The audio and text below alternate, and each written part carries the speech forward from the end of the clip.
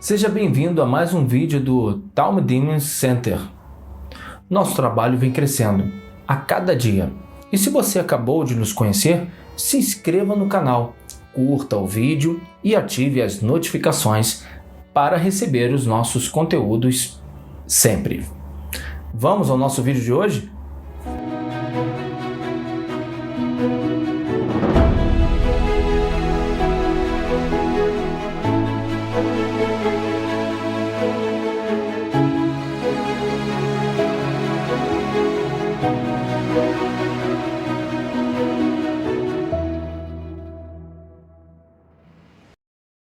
Todos sabemos que foi após a morte de Moisés que Josué, filho de Num, como é citado na Bíblia hebraica, assumiu a liderança do povo durante a conquista de Canaã.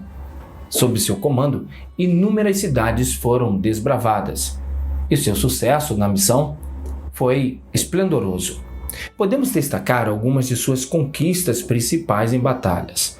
Por exemplo, a cidade de Jericó, Ai e Gibeon.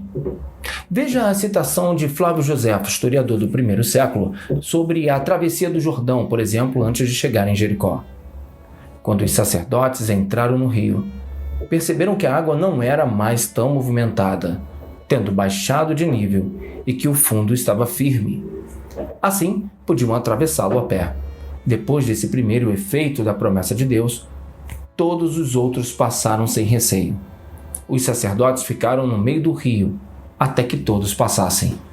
E mal eles mesmos chegaram ao outro lado, e imediatamente o rio tornou-se cheio e impetuoso como antes. O exército avançou, ainda em 50 estádios e acampou a 10 estádios de Jericó. Flávio Joséfo. Josué viveu 110 anos liderando e conquistando cidades. Sua liderança sobre o povo durou pelo menos 28 anos, e ele pertencia à tribo de Efraim. Ele liderou o povo por 31 cidades e destronou os reis das mesmas. Ele foi responsável também pela propagação da lei oral aos anciãos de Israel. Josué antes tinha o nome de Oséias, que foi trocado por Moisés. Acerca disso, diz o comentarista da Torá, o Rambam: a mudança já ocorrera no momento em que Moisés designou esse homem para ser seu criado pessoal. Era costume mudar os nomes das pessoas que eram promovidas no posto. Rambam. No fim de sua missão, ele deixa uma mensagem clara para que o povo de Israel não se desviasse do Deus de Abraão.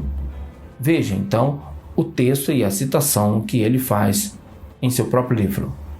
Agora, pois, temei ao Senhor, e servi-o com sinceridade e com verdade, e deitai fora os deuses aos quais serviram vossos pais, além do rio e no Egito, e servi ao Senhor.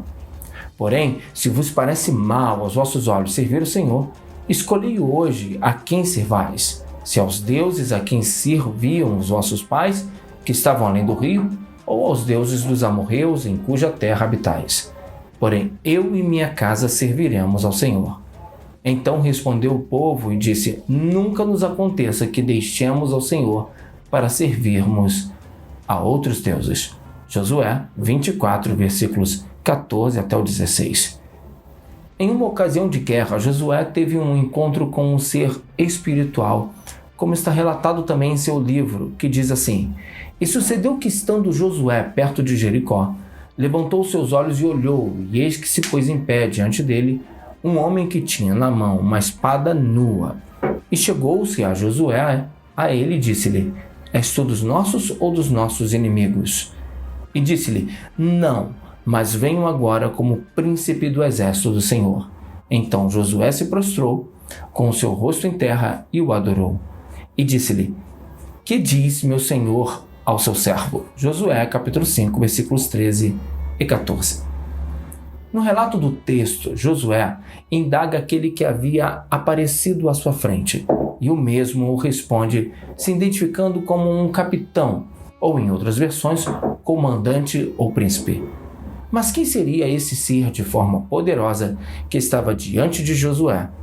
Bom, o Talmud diz o seguinte, como está declarado: e aconteceu que quando Josué estava perto de Jericó, Ele ergueu os olhos e olhou, e eis que um homem se pôs em pé contra ele com a espada, desembainhada na mão.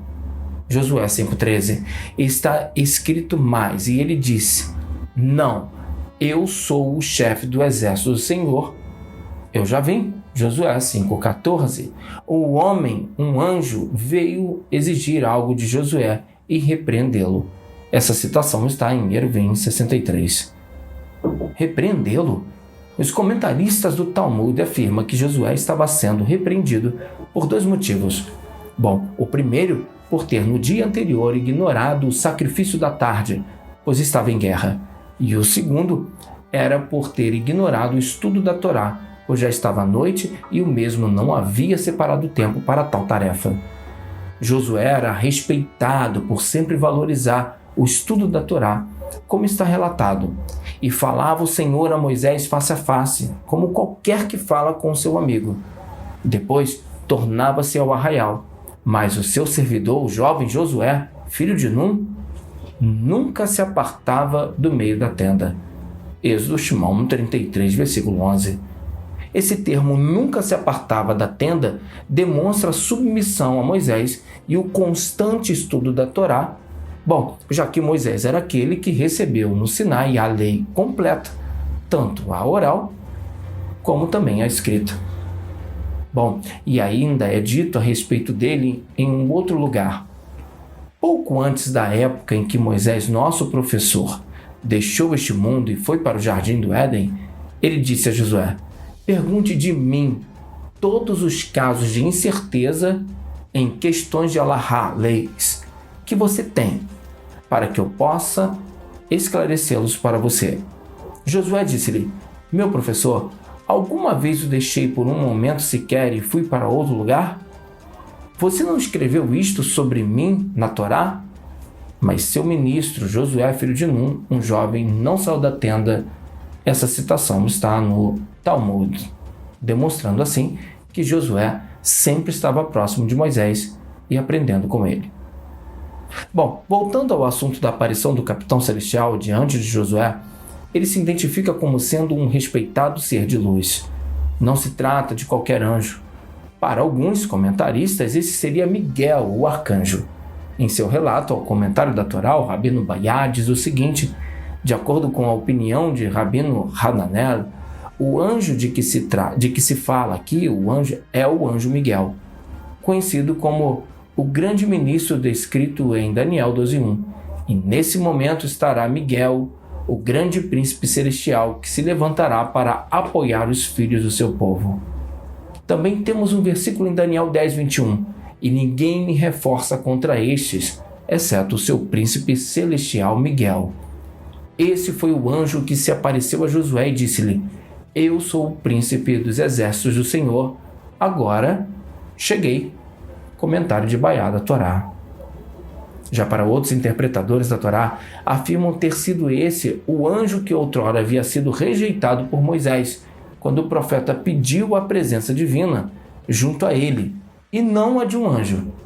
O texto está lá em Êxodo e diz o seguinte: Então lhe disse: Se tu mesmo não fores conosco, não nos faça subir daqui. Êxodo 33, versículo 15.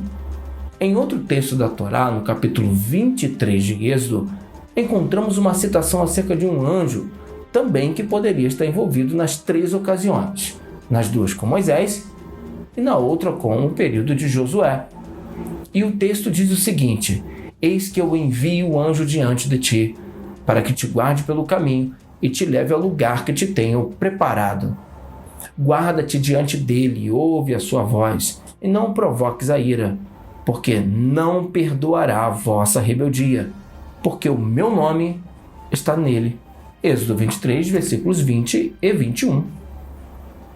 Bem, a diferença dada a este texto e a importância dada à atitude pessoal deste ser nos aproxima de um anjo pouco falado, mas que no contexto judaico ele é bastante conhecido.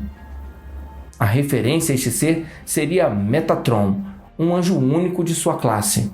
O comentarista da Torá, o Rambam, afirma, referindo-se ao comentário do capítulo 23 de Êxodo, o seguinte: pois meu nome está nele, como se consta na Torá, o texto. Essa passagem deve estar conectada com o início do versículo. Preste atenção nele, pois meu nome está associado ao dele. Isto é, tudo o que ele faz em meu nome. Nossos rabinos disseram que ele é Metatron, Matron, cujo nome é igual ao nome de seu mestre, pois Matron tem o valor numérico de Shaddai, o Todo-Poderoso. Essa é uma citação do Rambam acerca da Torá. É claro que não podemos aqui falar acerca deste anjo, pois o vídeo ficaria demasiadamente grande, e esse não é o propósito.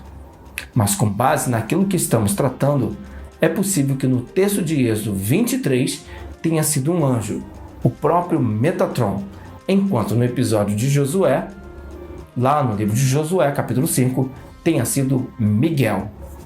Bom, mas diante de tantas opiniões, deixo você com essa incógnita. Chegamos ao final do nosso breve vídeo. É preciso te informar que o conteúdo que você acabou de assistir é apenas uma pequena parte de uma gigantesca história.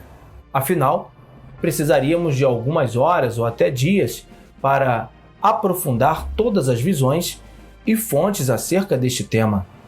Por isso, o resumo escrito deste vídeo está aqui abaixo na área de descrição do mesmo. E também está os links do Talmudim Center para você conhecer o nosso trabalho e ser um dos nossos alunos. Se este conteúdo te ajudou, compartilhe, aperte em curtir e se inscreva no canal para receber os novos vídeos. Se você é um dos meus alunos, um forte abraço e até a próxima!